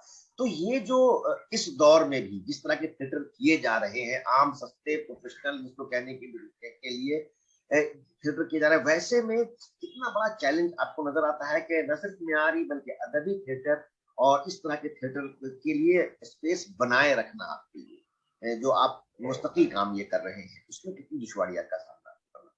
देखिए, दुश्वारियां तो हैं। दुश्वारियां इसलिए है क्योंकि आप जब भी ऐसा काम करते हैं तो आप ये मानकर करते हैं कि एक तबका आपके काम से शायद ना जुड़ पाए, लेकिन ये बिल्कुल वैसी ही आपकी एक तरह से कहना चाहिए चॉइस है या आपका अपना शऊर है कि आप जिस जिस परवरिश से आए हैं, और मेरी परवरिश मेरे घर की ही अदबियत से नहीं, आसपास की अदबियत से भी बहुत हुई है, तो उसमें हबीब साहब बहुत बड़ा मिसाल है उसके लिए, गुलजार साहब भी बहुत बड़ी मिसाल है, श्याम बेनेगल साहब भी बहुत बड़ी मिसाल है, चंद्र प्रकाश द्विवेदी भी बहुत बड़ी मिसाल है, जावेद सिद्दीकी साहब तो हैं ही। अब ये सारे वो लोग हैं जिनका अपना एक शऊर है, और वो शऊर जाहिर है आम आदमी से बहुत ऊपर का है, और वो शऊर बनने में कितना वक्त जाता है इसका तो एहसास आपको है। मेरे साथ मसला ये है कि मैं ऐसा कोई भी काम नहीं कर सकता हूं जो मुझे खुद अच्छा न लगे। तो मेरा अपना जो शऊर है, मेरी जो अपनी समझ है, मेरी जो अपनी परवरिश है, मेरा जो अपना एक्सपोजर है आर्ट्स की तरफ, वो फॉर्चुनेटली ऐसे लोगों के साथ मुझे अल्लाह ने मौका दिया पलने बढ़ने का, जिससे मुझे शऊर में बहुत सी चीजें मिली। मिसाल के तौर पर जबान एक बहुत बड़ा हिस्सा है जिसका एहसास मुझे पिछले 25 साल में बहुत ज्यादा हुआ है, उससे पहले होता नहीं था। मैं उसको हमेशा मान के चलता था ये तो हमारी घर की जबान है, लेकिन आज जब उसके इस्तेमाल करने वाले बहुत कम हो गए हैं तो आपकी जबान सुनकर अक्सर ऐसा होता है, और फॉरेन में तो बहुत होता है कि आप दो लफ्ज बात कीजिए, तीसरा आदमी फौरन आपसे पूछता है कि आप कहाँ से ताल्लुक रखते हैं। अब ये शख्सियत और जबान ओवरनाइट तो बनती नहीं है, लेकिन ये जैसा आपने कहा प्ले में जाहिर है चैलेंजेस हैं, और मुझे ऐसा लगता है कि हम आर्ट्स में खास तौर से जब हम कलाओं की बात करते हैं, हम फनून लतीफ़ा की जब बात करते हैं, तो उसमें हम ये मान लेते हैं कि एक शऊर नाम की चीज है जो एक शख्स के काम से जुड़ती है, चाहे वो शायर हो, चाहे वो राइटर हो, चाहे वो पेंटर हो या म्यूजिशियन हो। किस तरह का कलाम पढ़ेगा, किस तरह का कलाम कहा जाएगा, किस तरह की बात कहेंगे, किस तरह के गाने बनाएंगे, किस तरह की शायरी करेंगे, तो ये सारा उस शऊर बनने का हिस्सा है। तो मैं फॉर्चुनेटली मुझे उस, और ये मानने में भी मुझे कोई बुरा नहीं लगता कि कम लिमिटेड हो जाता है आपका एक्सप्रेशन अगर आप आजकल ऐसी जबान में काम करें जो आम बोलचाल की जबान से थोड़ी फर्क हो। अब ये हमारे इस दौर की बदकिस्मती है कि आप पूरा एक जुमला अगर सही बोल दे उर्दू का तो सब पलट के ऐसे देखते हैं जैसे पता नहीं बेचारा किस गांव से आया है, इसकी तरबियत में कोई कमी रह गई है जो ये अंग्रेजी नहीं बोल पा रहा है। वो एक अब ये हमारे निजाम का हिस्सा बन गया है। तो उसका तरीका सिर्फ यही है कि मैं यही कहना चाहूंगा कि अगर जैसे सलीम शाही जूता, आप कहें साहब सलीम शाही जूता बड़ा अच्छा होता था, अब कोई इस्तेमाल नहीं करता, तो आप इस्तेमाल करना शुरू कर दीजिए, आपको देख के 15 लोग और शुरू कर देंगे। तो मैं तो यही मानता हूं कि मेरी जबान और मेरे काम से कम, और ये मैं अब किसी मुगालते में नहीं हूं, लेकिन मुझे पता है कि गालिब नामा को देखकर, खराशे को देखकर मुंबई में कितने लोगों को हिम्मत मिली है उर्दू में काम करने की, और उर्दू के शायरों को स्टेज पर प्रेजेंट करने के लिए उनको एक नया फॉर्म मिला खराशे से। और आप यकीन मानिए कि खराशे के बाद कम से कम 15 शोज अलग अलग शायरों पर उसी तरह से दूसरे लोगों ने किया, जिसमें मुझे कोई मतलब मैं बहुत खुश हुआ क्योंकि कम से कम इस बहाने उर्दू पहुंची लोगों तक, उसका एक रूप मिल गया लोगों को, एक तरीका समझ में आ गया कि यार फैज पर हम अभी जैसे फैज साहब की बरसी आई तो ये हुआ कि फैज पर कुछ करना चाहिए, बरसी है, तो मैंने फिर अगेन उनके खतों का सहारा लिया। और फैज साहब ने जो खत जेल से लिखे थे अपनी बेगम साहिबा को, एलिस को, वो खत मैंने फिर ढूंढवाए और वो बड़ी मुश्किल से मुझे किताब मिली, तो उन किताबों से जोड़ के मैंने टुकड़े बनाए और फिर एलिस साहिबा की जो खत की कॉपी उन्होंने मुझे दे दी, फैज साहब की बड़ी बेटी साहिबा ने, सलीमा हाशमी साहिबा ने, तो उन्होंने भिजवा दी मुझे। तो मैं उनको फिर विशाल भारद्वाज ने कंपोज कर दी गजलें, रेखा ने गा दिया, तो हम लोग गुलों में रंग भरो के नाम से एक शो उनको होमेज के तौर पर कर पाए। अब ये मैं इसलिए जिक्र कर रहा हूं कि ये मेरे शऊर का हिस्सा था कि मुझे फैज पर कुछ करना चाहिए उनकी बरसी में। दूसरे लोगों ने नहीं किया तो कोई शिकायत की बात नहीं है, लेकिन ये कि फैज का वो शो देखकर मुझे याद है कि नसीर साहब ने मुझे कहा यार ये खत मुझे देना जरा, या दूसरे और लोगों ने कहा ये खत ऐसे है, मुझे पता ही नहीं था फैज साहब के खत भी है। तो एक नई चीज लोगों के सामने इंट्रोड्यूस। अब ये चैलेंज है, मुश्किल है, कम शो हुए उसके हम 4-5 ही शो कर पाए बहुत सी वजूहत की वजह से, लेकिन ये कि वो लोग तक पहुंचे, तो मुझे लगता है ये हमारे जैसे लोगों की जिम्मेदारी है कि एक ऐसी चीज जो अब हम सबको लगता है हमारी जिंदगी का बड़ा खूबसूरत हिस्सा रही है और हमसे छूटती जा रही है, तो हम सबका फर्ज बनता है कि उसको अपनी अपनी तरह से दोबारा राइज करें, उसको दोबारा मेनस्ट्रीम। और मैंने और कुछ नहीं किया है, सुथरी जबान को ही स्टेज पर दोबारा राइज किया है, और उसके लिए मैं बहुत शुक्रगुजार हूँ गुलजार साहब जैसे लोगों का, जिन्होंने मुझे लगातार अपना काम देने का, एक तरह से कहना चाहिए, वो कहते हैं कि एक पॉकेट मार है जो मेरी जेब से चीजें चुरा के ले जाता मेरे लिए, और मैं उनकी नज़में छपने से पहले उनसे ले ली, कहानियां उनकी छपी नहीं थी लेकिन मैंने ले ली और उसको स्टेज पर किया। तो वो एक बड़ा खूबसूरत रिश्ता है उनके साथ उस तरह का। और भी राइटर जावेद सिद्दीकी साहब के साथ है, वो पहला स्क्रिप्ट लिखते तो हमको ही सुनाते। तो अब ये अल्लाह ने ये शर्फ अगर आपको दिया है तो उसका अगर आप बेहतर इस्तेमाल कर सकते हैं, मुझे लगता है करना चाहिए। और उसमें जाहिर है कि चीजें छूटती हैं, लेकिन अभी जैसे दिले नादा का ही आपने जिक्र किया, तो अब नेशनल स्कूल ऑफ ड्रामा में एक बच्ची मुझे मिली, उसने कहा मुझे पिछले प्ले में सर रोल नहीं मिला क्योंकि मुझे हिंदी नहीं बोल पाती, उर्दू ठीक से नहीं बोल पाती। तो मैंने कहा तुम मेन रोल करो, और आपने देखा।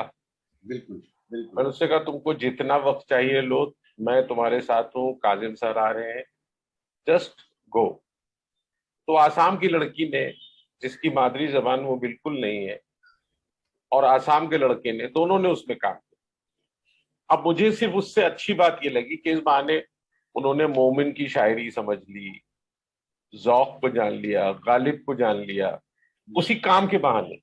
और उसके बीच में लखनऊ की तहजीब को जाना, मैंने उनको पूरी बाकायदा उनके कल्चर के हिस्से बताए, शरर की किताब का जिक्र किया। तो अब ये सारी चीजें, मुझे अब लगता है कि हम सब का काम अब ये है कि ये सारी चीजें अब हमारे बाद की जनरेशन को पास ऑन करें। अंग्रेजी तो है ही, लेकिन हमारी जो अपनी वो है वसीयत कह लें आप, वो हमारी जबान है, हमारी तहजीब है, उसको अगर हम नहीं देंगे दूसरों को तो क्या देंगे। ये बड़ा अच्छा एक ये है कि सलीम आरिफ साहब सिर्फ थिएटर नहीं कर रहे हैं गुज़िश्ता 25 वर्षों से 30 वर्षों से, बल्कि मैं ये कहूँ कि किसी भी दूसरे शख्स से बेहतर अंदाज में ज़बान व अदब की खिदमत कर रहे हैं, और इस थिएटर के जरिए लोगों तक जबान को पहुंचा रहे हैं।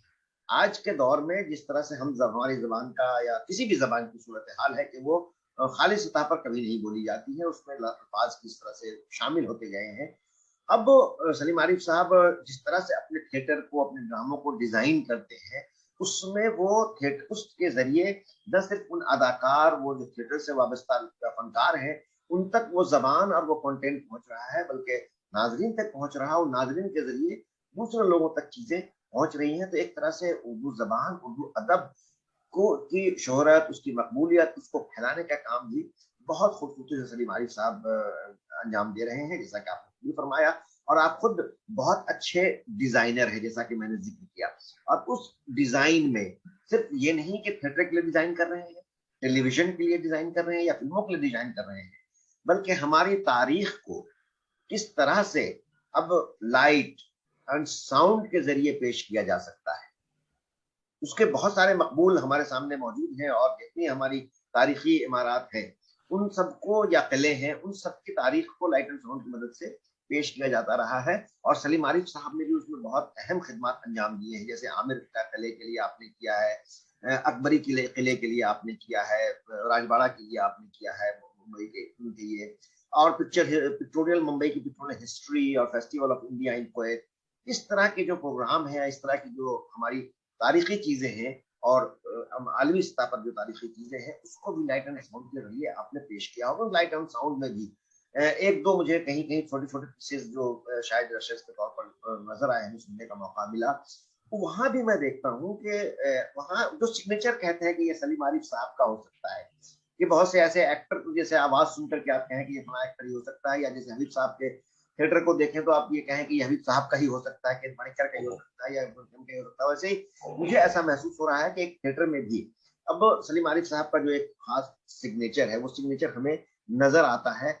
मैं ये कि जैसे एनएसडी के लिए, एफटीआई के लिए आप फैकल्टी हैं, सत्यजीत के लिए जो इंस्टीट्यूट है उसके लिए आप हैं, डीएनए के लिए आप हैं, नेशनल स्कॉलर ड्रामा से वाबस्ता है। तो इस तरह की वैरायटीज ऑफ इंस्टीट्यूशन है जो टेलीविजन और फिल्मों के लिए है और थिएटर के लिए है। तो इन तीनों का जो आपका तजर्बा है, उन तजर्बों को थिएटर में इस्तेमाल करने में कितनी सहूलत और कितनी मुश्किलात पेश आती है आपको? क्योंकि फिल्मों की चीजें ऐसी कुछ होती हैं जो थिएटर में उसको बहुत ही फनकारी से आपने इस्तेमाल किया। जैसे फिर दिल नारा, चूंकि बिल्कुल सामने सामने का तजर्बा था, तो उसमें फिल्म की भी जो चीजें थी, जुज थे, उसको ऐसे आपने इस्तेमाल किया जो प्योर थिएटर है। वो फिल्म का कहीं शायबा नजर नहीं आया वो, लेकिन थी वो फिल्मी चीज, और अदाकारों से जिस तरह से आपने निकाला, तो वो जो एक फन है उसको हासिल करने में या उसको इस्तेमाल करने में कितनी दुश्वारी या कितनी आसानी आपको पेश आती है? देखिए, अब मुझे ऐसा लगता है कादम भाई कि अगर आपकी आंख और कान खुले तो बहुत सी चीजें हैं जो आपको बहुत सी जगहों से मिलती हैं। और मुझे ये कहने में कोई शक भी नहीं है, ना मुझे ये कहने में कोई बुरा लगता है कि फिल्मों में काम करके और टेलीविजन में काम करके मेरी थिएटर की समझ बढ़ी। यानी आप यकीन मानिए, बहुत सी, जैसा आपने नोट किया कि बहुत सी फिल्मों की चीजें हैं जो मैं थिएटर में बड़े आराम से इस्तेमाल कर लेता हूँ। उसकी बड़ी वजह यह है कि चूंकि मैं थिएटर के मीडियम में पला बढ़ा हूँ, तो ये तो मेरे घर का मीडियम है। बाहर से जो भी मुझे पेंटिंग का कोई एलिमेंट अच्छा लगता है मैं ले आता हूँ, मुझे पोइट्री का कोई एलिमेंट अच्छा लगता है उसको मैं इस्तेमाल कर लेता हूँ। तो जहां से जो चीज अच्छी लगी उसको अपना बना लीजिए। वो फन तो नहीं है, वो क्राफ्ट भी है। उसमें एक क्राफ्ट्समैनशिप है थोड़ी सी, कि वो आपको डिस्क्रिप्शन या वो आपको शऊर और लिहाज रखना पड़ता है कि कितना इस्तेमाल करें। अगर आपको ये समझ में आ जाए कि थिएट्रिकलिटी के साय में इतना अच्छा है, इससे ज्यादा इसको खराब करेगा, तो वो अपने आप को रोकना भी आना चाहिए। जो जो बात है वो ये, जैसे एक अच्छी नज्म या कहानी कितनी कम में कितनी बड़ी बात कहते हैं। मिसाल के तौर पर मैं पेंटिंग करूंगा, मैं ड्राइंग करूंगा, तो मैं कुछ 5,000 लाइन में वो काम करूंगा जो हुसैन साहब 25 लाइन में करते थे। तो हुसैन साहब इसलिए है कि वो 25 लाइनों में वो बात कह देते हैं जो दूसरा आदमी 500 लाइनों में कहने की कोशिश करेगा। अब ये बात समझना भी, मुझे लगता है, मैं फिर अपने उस्तादों की तारीफ करूंगा कि राज बिसारिया साहब हो, कृष्ण नारायण कक्कड़ साहब हो, इन सब से मुझे पोइट्री और पेंटिंग, विजुअल आर्ट्स की और टेक्निकलिटीज, सिनेमा की समझ बहुत कम उम्र में मिल गई। यानी जब आपका जहन तैयार हो रहा होता, उस वक्त जब मैं नेशनल स्कूल ऑफ ड्रामा आया था, तो आप यकीन मानिए मेरी पेंटिंग की अपनी एक समझ बन चुकी थी, शायरी की एक समझ बन चुकी थी छोटी मोटी, और उसको फिर एनहांस किया मैंने। और जब मैं मुंबई में आया तो फिर मैं इतना खुशकिस्मत रहा कि अब श्याम बेनेगल साहब के साथ तो मैं काम कर ही रहा था, लेकिन श्याम बेनेगल साहब के साथ और कौन लोग जुड़े थे अगर आप सुने तो वो भी अपने आप में इंस्टीट्यूशन है। शमा जैदी साहिबा थी जो रिसर्च और स्क्रिप्ट में शामिल थी। शमा आपा से बहुत कुछ सीखा है मैंने। उसके साथ वसंत देव साहब थे जो हिंदी के बहुत बड़े स्कॉलर, मराठी के बहुत बड़े। क्या खूबसूरत हिंदी उन्होंने इस्तेमाल की है। उत्सव फिल्म के गानों के हवाले से आप उन्हें जानते होंगे, मन क्यों महका या सांझ ढले। लेकिन श्याम बेनेगल साहब के लिए जो उन्होंने स्क्रिप्ट्स लिखे, उसमें जो कृष्ण की एक स्पीच है जो वो जाके काउंसिल में बोलते हैं, तो कौरवों के कोर्ट में जाके कृष्ण युद्ध रोकने के लिए जो एक स्पीच उन्होंने लिखी थी, वो नायाब काम। अब वो उस कैलिबर के लोगों, वनराज भाटिया साहब का म्यूजिक, वनराज भाटिया को म्यूजिक करते देखना, उसके साथ आप यकीन मानिए, जब ये मिर्जा गालिब के साथ एक और काम है मेरा कहकशां नाम का, जो जलाल आगा बना रहे थे टेलीविजन शो, जगजीत सिंह साहब के साथ मेरा कितना अच्छा ताल्लुक और राब्ता रहा उस वजह से। तो जगजीत भाई को कंपोज करते देखा, लफ्ज को बरतते देखा, खयाम साहब को अल्फाज को बरतते देखा मैंने। तो ये जब नौशाद साहब से बातें हुई लंबी, मजरू साहब से बातें हुई, तो इन लोगों से बात करके जो जहन आपका खुलता है, ये आज के वाकई हमारे बाद की जनरेशन का बहुत बड़ा नुकसान है ये, कि वो बच्चे अपने फोन्स में घुसे हुए। अब उनको इंटरनेट से लगता है सब कुछ मिलता है, जबकि मैंने इंटरनेट से ज्यादा इन बुजुर्गों से सीखा है। यानी आप यकीन मानिए, मजरू साहब के साथ अगर आप आधा घंटा बैठ जाएं और बात कर लेते उस वक्त, तो ऐसी ऐसी चीजें वो बयान करते थे और ऐसे ऐसे एक्सपीरियंसेस लेकर आते थे जिसका बजाहिर शायरी से कोई ताल्लुक नहीं होता था, लेकिन आपके शऊर से बहुत ताल्लुक रखता था। यानी मैं उस दिन शेयर कर रहा था बिरजू महाराज जी के नवासे से, और महाराज जी से भी मैंने ये कहा कि मुझे मजरू साहब ने बताया था कि कितने मजे से शंभू महाराज जी किसने चिलमन से मारा नजारा मुझे कुछ आधे घंटे तक भाव उस पर दिखाते थे तरह तरह के। अब ये बात मजरू साहब के मुंह से सुनना एक दूसरे फनकार के लिए, उसके मायने अलग ही। और मैं उस मामले में बड़ा खुशकिस्मत रहा हूं कि मुझे बिरजू महाराज जी बात कर रहे हैं तो रोशन साहब और मदन मोहन की बात कर रहे हैं मुझसे, तो वो आते थे। अब आप सोचिए कि फनकारों में कितना एक दूसरे की तरफ रुझान रहा होगा, एक दूसरे के काम को समझने का। अमजद अली खान साहब बात कर देंगे तो भीमसेन जोशी साहब की बात करेंगे, अपने वालिद की बात ज्यादा नहीं करते थे हमारे साथ। आप अमजद भाई से कभी बात करें तो अमजद भाई दूसरे फनकारों के बारे में जिस नजरिए से आपको पहला, मतलब मुझे आज भी याद है जिस तरह से उन्होंने मेरे सामने गुलाम अली साहब और मेहंदी हसन साहब को बारे में जो मुझसे डिस्कशन किए, तो ये जो नजरिया है ये आपको चीजें समझने में मदद देता है। तो ये मुझे लगता है मेरी स्कूलिंग में ये बहुत बड़ा हिस्सा रहा है। और मैं इसलिए भी शायद, जैसा मैंने आपसे कहा कि आंख कान अगर आपके खुले हो, तो मुझे इन सब के साथ बैठना, जावेद अख्तर साहब के साथ, गुलजार साहब के साथ, इनसे आप जब भी बात करें आप कुछ ना कुछ लेकर आते हैं। बिल्कुल। और वो बात उनके काम की नहीं होती है, वो किसी भी बारे में हो सकती। बिल्कुल, ये तो है कि अहम शख्सियत के साथ जब आप होते हैं तो वो कुछ भी कहें तो उसमें कुछ ना कुछ आपके लिए होता है, क्योंकि उनके साथ जो उनका तजर्बा है, उनका मुशाहिदा है, उन्होंने जो जिंदगी की है, जो काम किया है, तो वो सबका शायबा कहीं ना कहीं कुछ नजर आता है। सलीम साहब, के मौजूदा दौर में उर्दू ड्रामे या उर्दू थिएटर के लिए कितने इम्कानात या कितनी जगह या कितनी हमें चीजें देखने को मिल रही है, कितनी सहूलियात चीजें? देखिए, इसमें दो बातें अलग अलग हैं जिसको हम जोड़ रहे हैं। एक तो ये कि जब हम उर्दू थिएटर कहते हैं तो हम शायद ये बात दरकिनार करके कह रहे हैं कि थिएटर की अपनी एक जबान होती है। ये थिएटर की अपनी जबान, और थिएटर की जबान में भी कैरेक्टर की जबान होती है, प्लॉट की जबान, है ना। तो अब वो कैरेक्टर की जबान और थिएटर की जबान उर्दू ही हो, उस पर मुझे थोड़ा सा मुझे उससे मैं मुत्तफिक पूरी तरह से नहीं होता हूं जब कोई उर्दू थिएटर की बात करता है। ये जरूर कह सकता हूं कि प्ले राइट की जबान उर्दू हो सकती है। यानी मैं आपको मोटी सी मिसाल दूं, मुगले आजम जिस पर बनी अनारकली, अब उसमें जो प्ले राइट की जबान लिख रहा है तो जोधाबाई की जबान अलग है, अकबर की जबान अलग है, और जहां सलीम की जबान अलग है ना। जोधाबाई में हिंदी का पुट ज्यादा है और इनमें उर्दू का पुट ज्यादा है।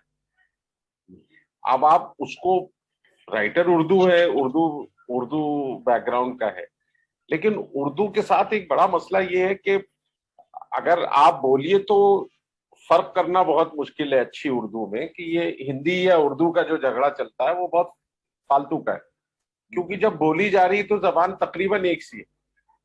जब हम लिखते हैं तो स्क्रिप्ट की वजह से हम उसको देवनागरी की वजह से देवनागरी में लिखी जाए तो हिंदी है, और फारसी रस्मुल खत में हो तो साहब उर्दू है।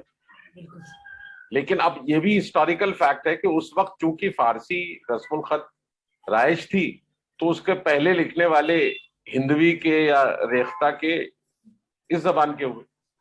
अगर उस वक्त राइज जबान दूसरी होती तो उसके स्क्रिप्ट में लिखी जाती है। तो ये मुझे लगता है कि उर्दू थिएटर हम जब बात करते तो हम राइटर्स के हवाले से ही बात करते हैं। यही वजह कि उसकी तनकीद भी अगर आप देखिए तो सिमट कर रह गई है 8-10 लोगों के साथ। यानी आपको आज भी अनारकली अगर पढ़ाया जा रहा है नाटक उर्दू एमए में या बीए में निसाब में, तो जावेद सिद्दीकी साहब का बेगम जान निसाब में कब आएगा, या असगर वजहाद साहब का जिसने लाहौर में व्याख्या कब आएगा, या सुरेंद्र वर्मा का कब नहीं है वो कैद हयात। तो मेरा कहना ये है कि उसमें जब हम कहते हैं तो हम ऑलरेडी एक फिल्टर लगाकर बात कर रहे हैं उर्दू थिएटर की। बिल्कुल, मेरा भी यही रिजर्वेशन एक ही होता है। मुझे सिर्फ ये लगता है कि जी सुथरी जबान, शाइस्ता जबान, वो एक तकाजा है, उतना ही तकाजा है जितना आप एक शाइस्ता लिबास की उम्मीद रखते हैं, एक शाइस्ता पहनावे की, एक शाइस्ता आदमी आपसे बाल काढ़ कर ढंग से कंघी कर आकर मिलता है, वो आपको एक तासुर देता है, ऐसे उठ के चलाता आपको दूसरा तासुर देता है। लेकिन 2 मिनट के बाद वो तासुर आपका उस शख्स की बोली से खत्म हो जाता है। आप फिर उसको सुनते हैं, फिर उसकी हुलिया बेमानी हो जाती है। मुझे लगता है जबान के हवाले से उसको इस तरह देखना ज्यादा बेहतर है। ये बात सही है। ये बहुत अच्छे गुफ्तगू सलीम साहब। आखिर में बस एक ये कि भाई सलीम साहब से तो गुफ्तगू कीजिए, और अभी तो फिल्में और टेलीविजन के हवाले से तो गुफ्तगू हुई ही नहीं, बस सिर्फ तारुफ हुआ, वरना वो के बात से बात निकलेगी। और जिस तरह से टेलीविजन पर आपका काम है या फिल्मों के लिए जो आपका काम है, उस पर अलग से पूरा एक सेशन हम लोग बल्कि कभी मौका मिला तो जरूर करना चाहिए। मुझे लगता है भारत एक खोज और मिर्जा गालिब और चाणक्य, हाँ, तीनों पर बिल्कुल बहुत गहराई से बात इसलिए होनी चाहिए कि ये हमारे आने वाली सदी के दस्तावेज हैं। बिल्कुल बिल्कुल। यानी ये बिल्कुल वैसे होंगे जैसे हम आज का अदब किताबों से जोड़कर देखते हैं जी, इस मिलेनियम के बाद वाला। बिल्कुल, तो इसलिए ये एहसास है मुझे भी, इसलिए मैं ये कर रहा हूँ कि इंशाल्लाह मौका मिला तो फिर कभी सिर्फ उस हवाले से कि क्योंकि 50 साल बाद का अदब जो है वो वीडियो का अदब होगा। बिल्कुल, बस वो आखिरी आप चाहे सवाल लायक माने या ना माने, वही सवाल मैं करने जा रहा था, आखिरी सवाल, कि कभी मौका मिला तो इन टेलीविजन के ये जो शोज हैं या फिल्में जो आपने लीग से हटकर जो फिल्मों के लिए आपने डिजाइन किया है, जो पॉपुलर फिल्में दी है, जिसको हम लोगों ने पैरेलल सिनेमा या आर्ट फिल्म का नाम दिया है, उसके लिए भी बहुत सारे आपने काम किए हैं। अब जो मौजूदा दौर है, खासकर पिछले 2 वर्षों में जो हमने देखा कि जिस तरह से वेब सीरीज या ऑनलाइन चीजें जो शुरू हो गई है या वेब सीरीज की तरफ जो अब फिल्में भी, जिस तरह से अब मल्टीप्लेक्स पहले जो फिल्में बनती थी और मल्टीप्लेक्स के लिए जो फिल्में बन रही हैं, या टेलीविजन के जो पहले के शोज थे बुनियाद और उस तरह की चीजें जो शुरू हुई थी दूरदर्शन के लिए, और अब जो जिस तरह के शोज आए हैं, उसी तरह से थिएटर में जो तब्दीलियां नजर आ रही है, तो इन चैलेंजेस के सामने थिएटर का मुस्तकबिल मतलब कितना हमें नजर आ रहा है, या उसके लिए हमें इसको और बेहतर तौर पर पेश करने के लिए आपका क्या मशवरा होगा कि उसमें हम ज्यादा बेहतर काम कर सके, ज्यादा? देखिए, मैं ये मानता हूँ कि थिएटर अकेला मीडियम है जो बचेगा अपने पूरे अहलो अवाल के साथ, इसलिए कि थिएटर 4000 साल पुराना मीडियम, तो ये मीडियम जाने वाला नहीं। दूसरी चीजों के रूप बदलेंगे, फिल्मों का रूप ओटीटी, और ओटीटी से कहाँ जाएगा अभी हमें भी नहीं मालूम, क्योंकि आने वाले दौर में हो सकता है, जैसा हिचकॉक ने कहा था, वो बहुत कमाल का स्टेटमेंट था, कि एक वक्त ऐसा आएगा कि आप अपने आंख और कान के ऊपर एक आला लगा लेंगे और एक बटन दबाएंगे और आपको वही सेंसेशंस मिलेंगे जो एक फिल्म को देखने से मिलते हैं। तो वो तजुर्बा लेंगे आप, और वो तजुर्बा अपने आप में एंटरटेनमेंट होगा, और वो तकरीबन हो रहा है। विजुअल, आंखों को क्या देखना है और नाक को क्या सूंघना है और कान को क्या सुनना है, वो जो 5 हमारे और छठा सेंस जो 6 हमारे सेंसेस हैं, वो 6 सेंसेस को कैसे आप इनलाइटन करेंगे वो अलग बात है। लेकिन थिएटर का जो फॉर्म है ये सिर्फ इसलिए रहेगा क्योंकि इसको 4000 साल से ये जिंदा है, और ये आने वाले सालों में भी जिंदा रहेगा, क्योंकि ये आज भी सबसे पोर्टेबल और कन्वीनियंट मीडियम। हम ये जरूर मान लेते हैं कि भाई किताबों की लाइफ, इनकी लाइफ, उनकी आप डिस्कशन कुछ भी करना चाहें, लेकिन ये सहूलियत कहाँ है कि मैं आपको बैठ के कहानी सुना रहा हूं और आप सुन रहे हैं। इसमें एक परफॉर्मर चाहिए, एक ऑडियंस चाहिए। वो 1 से 1000 भी हो सकती है और 1 भी हो सकती है। तो ये जो है, इसलिए मेरा मानना है। दूसरा ये कि इंसान जब तक जिंदा है तब तक थिएटर जिंदा रहेगा। बाकी चीजों के जिसमें टेक्नोलॉजी इन्वॉल्व है, वो टेक्नोलॉजी बदलने के साथ राइटिंग बदलेगी। जैसे प्रिंटिंग आने के बाद पोइट्री बदली, जो ओरल ट्रेडिशन की चीज थी हमारे यहाँ, जो मौखिक परंपरा थी। अब आपको एक और चलते चलते मिसाल दो, 400 साल से ज्यादा के से समझिए, 600 साल, 1000 साल, 1200 साल से हमारे पास हमारा क्लासिकल म्यूजिक अपनी पूरी इंटायरिटी में आ रहा है, और आ रहा है ओरल ट्रेडिशन से। जहनी, आप किसी भी क्लासिकल म्यूजिशियन से बात कीजिए, देखिए, तो वो 20 साल में वो चीजें सीख रहे हैं, उनका जहन और उनका जिस्म, जो उनकी नॉलेज है। और वो नॉलेज ऐसी है कि करके ही सीखी जा सकती है, वो नॉलेज ऐसी नहीं कि लिख के सीखी जा सकती। गाना है, तबला बजाना है, अब उसकी आप तबले की कितनी ताले हैं और उसके कितने वेरिएशन हैं, कितने नोटेशन है, अब आप नोटेशन ताले आप डॉक्यूमेंट करके भले लें, लेकिन बजाने जाएंगे तो हाथ से ही बजेगा। ऐसा नहीं हो सकता कि आपने एक बटन दबाया और 1.5 घंटे तक तबला किसी के साथ संगत में बजेगा। So the point I am trying to make is कि ये वो सारी चीजें हैं जो जिंदा हैं, और चूंकि वो जिंदा हैं तो जावेद है। अगर ये चीजें जिस वक्त रिकॉर्ड होकर रखनी शुरू हो गई, जैसे डीवीडीज है हमारे पास, फिल्म है, अब ये एक बार रिकॉर्ड हो गई तो ये लिटरेचर आने वाले 100 साल बाद हो सकता है ये उस दौर का लिटरेचर मान लिया जाए, हो सकता है, आई डोंट नो।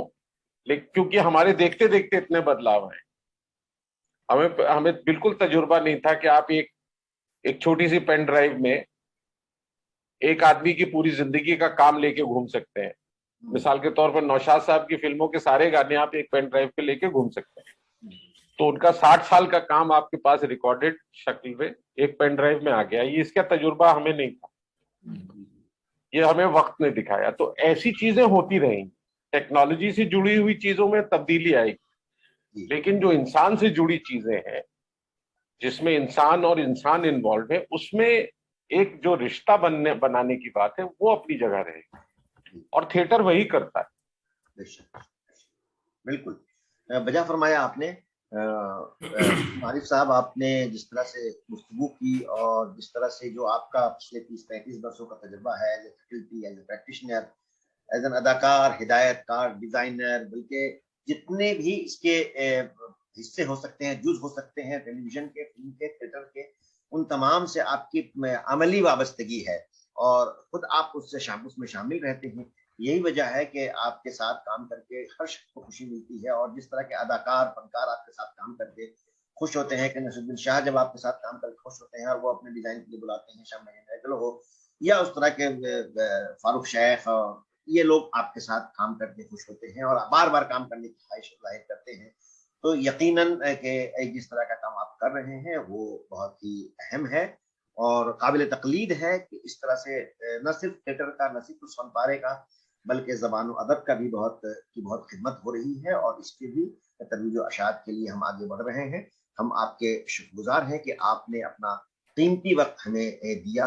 आपके पर गुफ्तगू, आपसे गुफ्तगू बहुत लंबी हो सकती है, लेकिन चूंकि हमारे प्रोग्राम का एक ये फॉर्मेट है, तो इंशाल्लाह फिर किसी दूसरी मौका हमें मिला तो उस वक्त हम फिल्म और टेलीविजन पर, खुसूसन भारत खोज, खराशें और गालिबनामा और इन पर हम बात, चंद्रकांता पर बात करना चाहेंगे।